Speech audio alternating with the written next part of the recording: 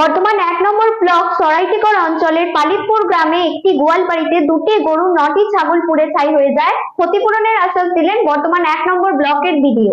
রাতের অন্ধকারে ভয়াবহ অগ্নিকাণ্ডে ভস্মীভূত হয়ে গেল একটি গোয়ালঘর সহ সমস্ত পশু। বর্ধমান ১ নম্বর ব্লকের বর্ধমান সদর থানার অন্তর্গত সরাইটিগড় গ্রাম পঞ্চায়েতের অন্তর্গত পালিতপুর মসজিদ পাড়ায় রাতের অন্ধকারে একটি গোয়ালঘরে আগুন লেগে ভস্মীভূত হয়ে গেল একটি গোয়ালঘর সহ গোয়ালঘরে থাকা সমস্ত পশু। স্থানীয় বাসিন্দা সূত্রে খবর, রাত্রি 2টো নাগাদ এই গোয়ালঘরে অগ্নিকাণ্ডের ঘটনাটি ঘটেছে। এই ঘটনা ঘটেছে পালিতপুর মুসলিম পাড়া। আচ্ছা, কি ঘটনা ঘটেছে? ঘটনা ঘটেছে রাত্রি 2টো নাগাদ আমরা খবর পাই যে ইন্দুস মল্লিকের গোয়ালে আগুন লেগেছে। এই অবস্থায় আমরা ছোটাছুটি করে চলে আসি এবং আগুন যাতে নেভানো যায় সব মিলে উদ্যোগ নিয়ে সাইডে পুকুর ছিল, পুকুর থেকে জল ভরে বালতি দিয়ে আগুন নেভানোর চেষ্টা করা হয়। এবং তখন দেখি যে গোয়ালের মধ্যে যে সমস্ত পশু ছিল, গরু ছাগল, সেগুলো প্রায় সব ডেথ হয়ে গেছে, মারা গেছে এবং মর্মান্তিক ঘটনা। কতগুলো গরু বাছুর ছিল? গরু ছিল আমরা 2টো আর ছাগল ছিল 9টা। রাজনীতি কোনো? হ্যাঁ, আমাদের এলাকায় যে পঞ্চায়েত সদস্য আছে তাকে খবর দেওয়া হয়েছে। এবার আমরাও গ্রামের তরফ থেকে চাইছি যার বাড়িতে আগুন লেগেছে তিনি খুবই দারিদ্র সীমার মধ্যে আছে আর কি, যাতে সরকারিভাবে কোনো আর্থিক সহযোগিতা পাই, সেটা পেলে উনি খুব উপকৃত হবে।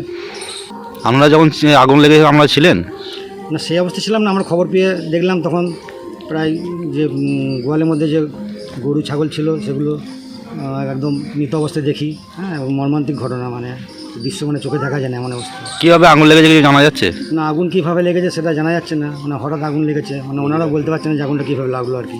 আগুন লাগার কারণ এখনও পর্যন্ত খুঁজে পাওয়া যায়নি। বাড়ির সদস্য ইউনুস মল্লিক জানান, প্রত্যেক দিনের মতো আমরা গোয়ালঘরে গরু ছাগল ভরে দিয়ে বাড়িতে ঘুমোচ্ছিলাম।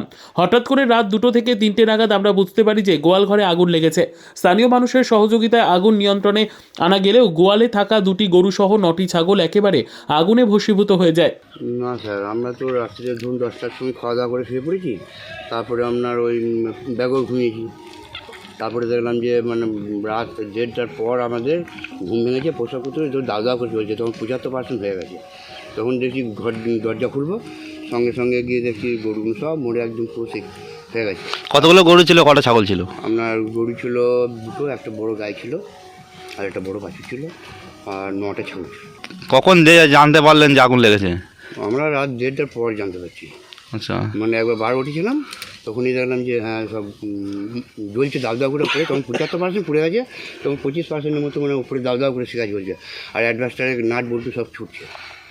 যে কীভাবে আগুন নিয়ন্ত্রণে আনলেন? দিয়ে আমরা বাড়ির ওই আমাদের ভাইগুলো আরগুলো সব বৌমাটা সব বেরিয়েছিল, বাড়ির প্রতিবেশীগুলো, যে বালতি করে জল টল নিয়ে পাশে পুকুর আছে তো, যে বালতি দিয়ে সব নেবানো হয়। 4:30 নাগাদ, ভোর 4টে নাগাদ সবে নেবানো হয়। সব পুড়ে কি ভস্মীভূত হয়ে গেছে? একদম আপনার অ্যাডভাস্টারের চাল কাঠ কারি সব পুড়ে গেছে, আর গরু বাচ্চা সব নষ্ট। কি চাইছেন এখন?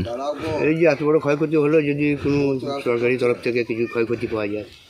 ওই জন্য খুবই গরিব মানুষ তো, বাড়ির ঘর দেখলেই তো বুঝতে পারবেন কী অবস্থা। আরও জানা যাচ্ছে নাকি পাশে যে ঘরটা ছিল সেখানেতে বাড়ির আসবাবপত্রও ছিল। কি কি পুড়েছে আপনার? বাড়ির তেমন কিছু না, ধরুন ওই খাট ইয়েগুলো, ওই কাঠ কারি প্রচুর ছিল, সব কাঠ কারি রাখা ছিল। খবর পেয়ে বর্ধমান 1 নম্বর ব্লকের সমষ্টি উন্নয়ন আধিকারিক রাজনীত কুমার যাদব ঘটনাস্থলে এসে পৌঁছয়। এর পাশাপাশি তিনি আশ্বাস দেন, আমরা প্রশাসনিক দিক থেকে যতটা পারি সহযোগিতার হাত বাড়িয়ে দেব।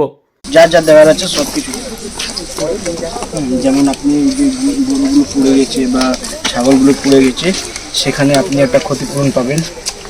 সেটা আমরা বিএলডি অফিস থেকে দিয়ে দেবো। আপনার বাড়ি পুড়ে গেছে যেটা, সেটা ব্লক অফিস থেকে আমরা কিছুটা টাকা পয়সা যেটা হয় আমরা এখান থেকে ক্লেম পাঠাবো।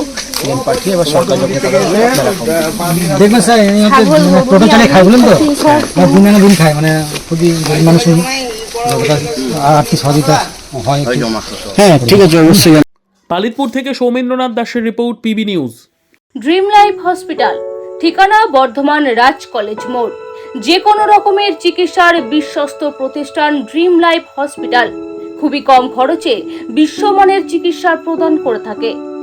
উন্নত মানের ওয়ার্ড কেবিন, পরিষ্কার পরিচ্ছন্ন পরিবেশ দ্বারা সুসজ্জিত চিকিৎসা ব্যবস্থা ড্রিম লাইফ হসপিটালে।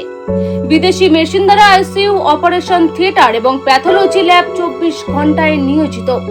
এছাড়াও স্বাস্থ্য সাথী কার্ডেও পরিষেবা প্রদান করা হয়। উন্নত মানের পরিষেবা প্রদান করার জন্য আমাদের ডাক্তারবাবু, মেডিকেল স্টাফ এবং সিস্টাররা সকলেই বদ্ধপরিকর। যোগাযোগ করুন 7319525110 অথবা 9734762221 এই নম্বরে।